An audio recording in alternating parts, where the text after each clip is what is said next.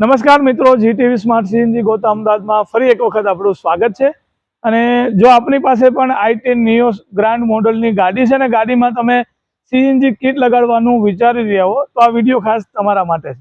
મિત્રો, આપણી પાસે જે છે આજે i10 ગ્રાન્ડ નિયોસ ગાડી જે છે ખાસ સીએનજી કિટ લગાડવા માટે બાવળાથી આવેલી છે। ગાડીની અંદર સીએનજી કિટનું આપણે ઓલરેડી ઇન્સ્ટોલેશન કરેલું છે। મિત્રો, ઘણી વખત જે છે માર્કેટની અંદર આપણે પેટ્રોલના ઢાંકણામાં વાલ લગાડીને એવું સમજતા હોઈએ છીએ કે સીએનજી ગાડીમાં આપણે કંપની ફિટિંગ સિસ્ટમ જે છે એ લગાડી દીધેલી છે, પણ એવું બિલકુલ નથી હોતું। કંપની ફિટિંગ સિસ્ટમ એટલે ગાડીની જે મેન સિસ્ટમ જે છે એ આખી અલગ રહેતી હોય છે અને બહારથી જે લોકો લોકલ કિટ લગાડતા હોય છે એ સિસ્ટમ આખી અલગ રહેતી હોય છે। ફેક્ટરી ફિટિંગ સિસ્ટમની અંદર જે ખાસ સ્માર્ટ હાઇબ્રિડ કિટ લાગતી હોય છે એ સ્માર્ટ હાઇબ્રિડ સિસ્ટમ જે છે એ ગાડીની અંદર લગાડવી જરૂર પડતી હોય છે। તો આજ આપણે આ ગાડીની અંદર i10 નિયોસ ગાડી છે ને એની અંદર આપણે એકચ્યુઅલની અંદર કંપની ફિટિંગ સિસ્ટમ આપણે જે લગાડવામાં આવેલી છે।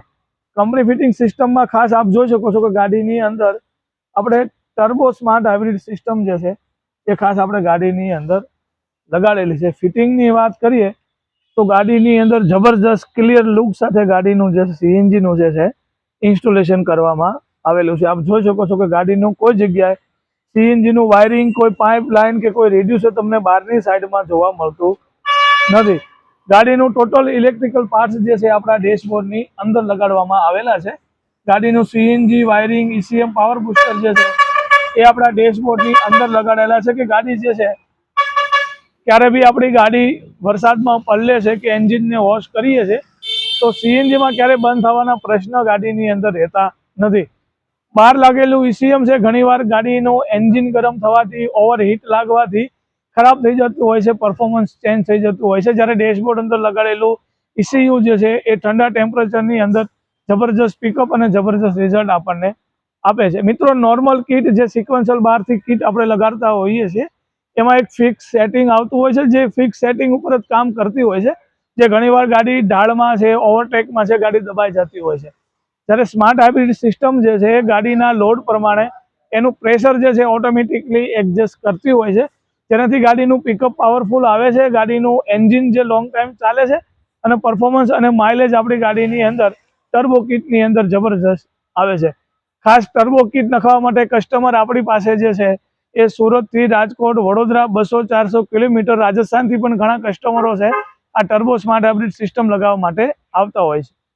હવે ગાડીમાં ફિટિંગની વાત કરીએ તો એક ફિલિંગ પોઈન્ટ આપણે જે છે એ આગળ પેટ્રોલના ઢાંકણા આપણે આગળ આપેલો છે એન્જિન કમ્પાર્ટમેન્ટમાં, અને બીજો મેઇન ફિલિંગ પોઈન્ટ જે છે એ આપણા પેટ્રોલના ઢાંકણાની અંદરની સાઈડમાં આપવામાં આવેલો છે। ગાડીમાં જે છે એ ટોટલ ડ્યુઅલ ફિલિંગ સિસ્ટમ આપેલી છે।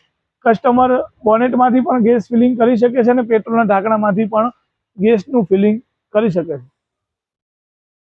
પ્લસ વાત કરીએ ડિક્કી બૂટની અંદર તો આપ જોઈ શકો છો કે ગાડીની અંદર અહીંયા જે છે ખૂબ સારી એવી ડિક્કી સ્પેસ જે છે આપણને વાપરવા મળી જાય છે। સ્પેર વ્હીલ આપણું પ્રોપર એની ઓરિજિનલ જે છે એ પાછળની સાઈડમાં ઊભું રહેતું હોય છે અને ડિક્કી બૂટ જે છે એ ખાસ આપણને પાછળની સાઈડમાં આપણું સારું એવું લગેજ જે છે અહીંયા પાછળ આવી જતું હોય છે।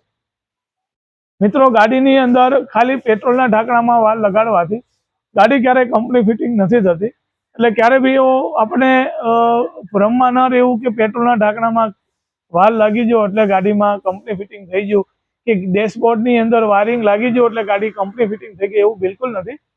કંપની ફિટિંગ સિસ્ટમ જે પરફોર્મન્સ લેવા માટે ખાસ સ્માર્ટ હાઇબ્રિડ સિસ્ટમ જે છે એને યુઝ જરૂર પડતી હોય છે, જે આપણે લગાડતા હોઈએ છીએ। એક્સ્ટ્રા પરફોર્મન્સ માટે ખાસ ટર્બો સ્માર્ટ હાઇબ્રિડ સિસ્ટમ જે આ ગાડીની અંદર લગાડવામાં આવેલી છે। મિત્રો, વિડીયો ગમે તો લાઇક, શેર અને સબસ્ક્રાઇબ કરવાનું ના ભૂલતા। જીટીવી સ્માર્ટ સીએનજી ગોતા અમદાવાદ।